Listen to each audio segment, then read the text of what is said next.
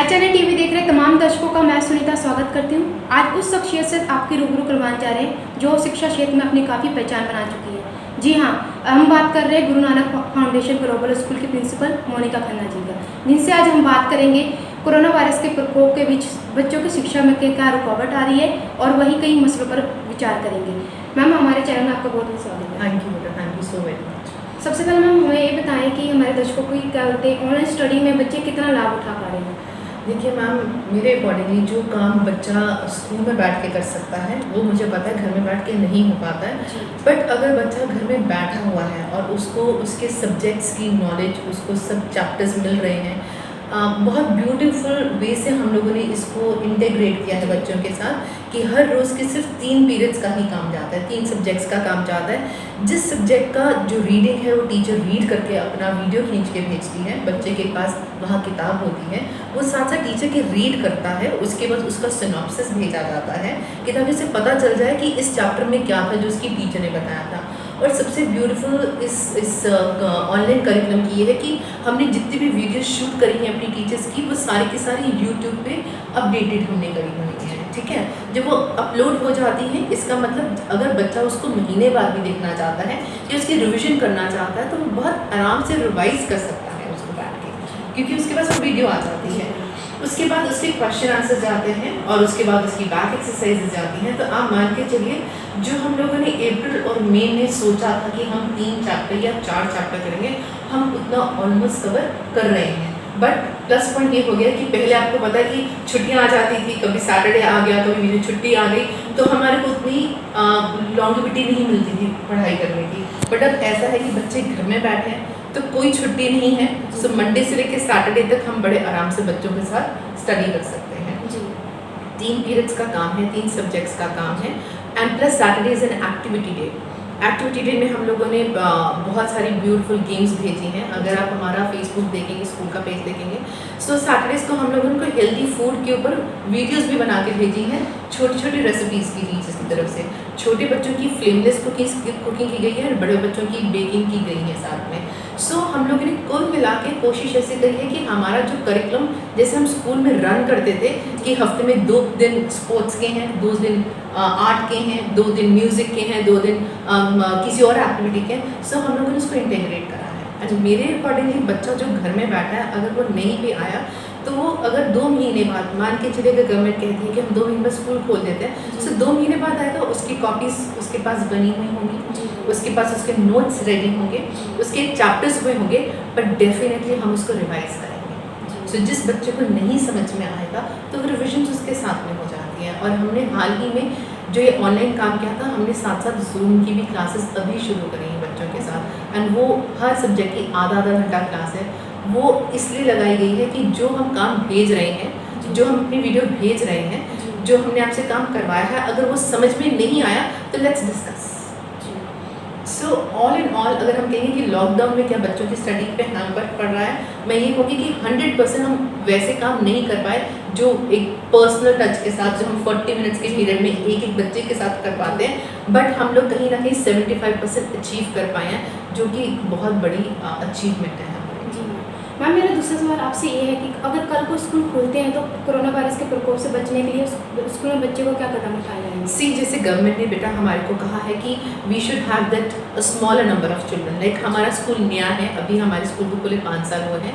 सो हमारे पास स्ट्रेंथ, हम लोगों ने बहुत अच्छी स्ट्रेंथ रखी क्लास में 20 to 25 स्टूडेंट्स। सो अगर कल हमारे को सरकार कहती है, government comes and tells us कि अपने 50% बच्चों को रखना है, तो मेरे ख्याल से 10 से 12 बच्चे आते हैं। सो हम लोग कोशिश यही करेंगे कि जैसे स्कूल में एंट्री के टाइम पे हम लोग अपनी जैसे बस से उतरा ही है बच्चा, तो हमारी कोशिश यही रहेगी कि हमारा सैनिटाइजेशन कैंप लगा हो वहाँ पर, कि उसमें से बच्चा सैनिटाइज होके ही रूम के अंदर आए। And we will wait for our government's instructions कि क्या वो 6 घंटे के लिए बैठेगा हमारे पास, क्योंकि जब स्ट्रेंथ कम है तो बच्चा पढ़ता जल्दी है। सो हमारे रूम के अंदर भी उतने ही टेबल्स लगा दिए जाएंगे जो सोशल डिस्टेंस, क्योंकि रूम का एक साइज़ बहुत अच्छा होता है जिसमें 40 स्टूडेंट्स आ सकते हैं, और हमारे स्कूल में हम लोगों ने कंसेप्ट 20 से 25 स्टूडेंट्स का रखा। तो 12 बच्चों के लिए तो मेरे ख्याल से बड़ी मुश्किल से टेबल्स ज़्यादा लगेंगे भी नहीं और बच्चे दूर दूर रहेंगे। एंड यस, हमने अभी टीचर्स के साथ मीटिंग करी है और उनको ये कहा है कि जितना अलर्ट हम पहले थे उससे हम कम से कम नहीं तो 50 to 100 टाइम्स हमारे को और अलर्ट रहना पड़ेगा, क्योंकि पहले हम बच्चे को मौका देते थे एक दूसरे के पास इंटरेक्ट होने का, बच्चों को आदत तो वही है इस टाइम पे। तो इस बार हम बच्चों को ये बताना चाहेंगे कि नहीं बेटा, दूर रह के प्यार दिखाना है, बात करनी है तो दूर रह के बात करिए। और बच्चों को स्कूल आने का मतलब ये है कि जो एक मोनोटोनस रूटीन बेचारे बच्चे का बन चुका है, सुबह वही घर, उसी में क्लासवर्क, उसी में homework, so he is getting a chance कि ताकि he comes to school, he stays safe with us and he goes back safe by staying safe. Ma'am, जैसे कि आपको पता है WHO ने कहा है कि दुनिया में काफ़ी देर तक कोरोना वायरस का प्रकोप बना रहेगा, तो इस बारे में आपका क्या विचार है?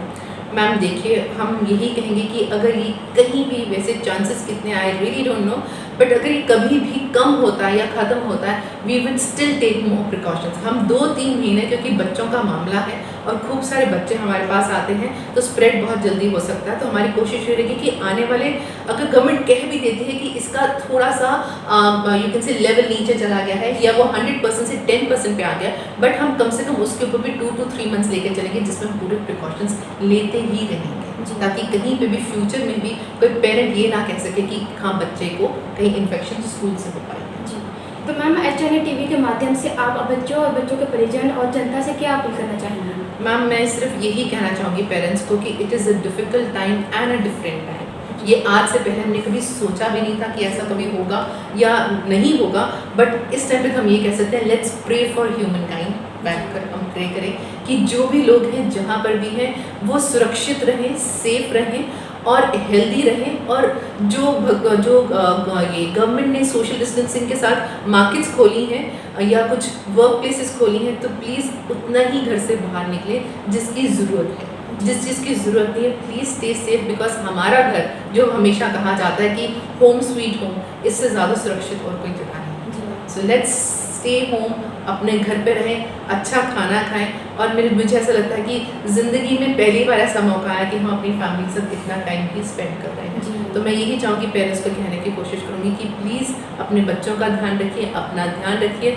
स्टडी कराने के लिए हम हैं, जब भी स्कूल खुलेगा वील मेक श्योर कि जो हमने पढ़ाया वो रिवाइज भी कराएंगे, सो कहीं कोई पाने की ज़रूरत नहीं है किसी को। Okay ma'am, thank you. आपने बहुत अपनी कीमती समय निकाल के HNA के माध्यम से आपने अपने परिजनों और बच्चों को अपना व्यू रखा अपने बच्चों के सामने। तो ये थी प्रिंसिपल मोनिका खन्ना, जिन्होंने आप कई मुद्दों के बारे में हम आपसे रूबरू करवाया कि उनका कहना है कि बच्चों को शिक्षा को लेकर काफ़ी अरेंजमेंट की जा चुकी है और स्कूल खुलने के बाद भी काफ़ी क्या मतलब सेव रखा जाएगा, बच्चों को किस तरह की शिक्षा दी जाएंगी, कैसे सोशल डिस्टेंस रखा जाएगा।